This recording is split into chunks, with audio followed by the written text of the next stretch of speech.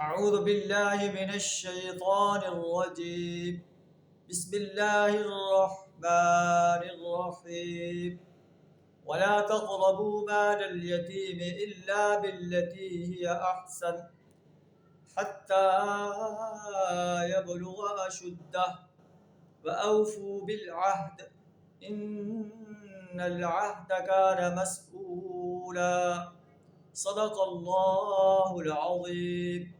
سورہ بنی اسرائیل آیت نمبر 34 آپ کے سامنے تلاوت کی ہے۔ اسلام کے اصول بیان فرمایا جا رہا ہے، اسلام کا منشور بیان فرمایا جا رہا ہے کہ اسلامک اسٹیٹ کے اندر کیا اصول جو ہے وہ لاگو کیے جائیں گے۔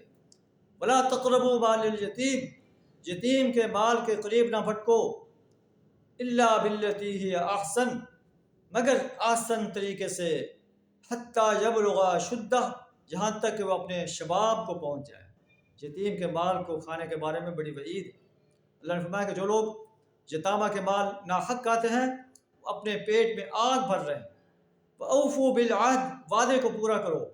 إِنَّ الْعَهْدَ كَانَ مَسْئُولًا، وعدے کے بارے میں تمہیں جواب دہی کرنی ہوگی۔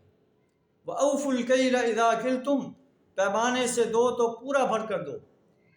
وَزِنُوا بِالْقِسْطَاسِ الْمُسْتَقِيمِ، اور تولو تو ٹھیک ترازو سے تولو۔ ذَلِكَ خَيْرٌ وَأَحْسَنُ تَأْوِيلًا، یہ اچھا طریقہ ہے اور انجام کے لحاظ سے بھی یہی بہتر ہے۔ اللہ سبحانہ وتعالی ہمیں قرآن کے ان سنہری اصولوں کو اپنانے کی توفیق عطا فرمائے اور اپنے ملک کے اندر ان اصولوں کو لاگو کرنے کی جرأت عطا فرمائے۔ وآخر دعوانا الحمد للہ رب العالمین۔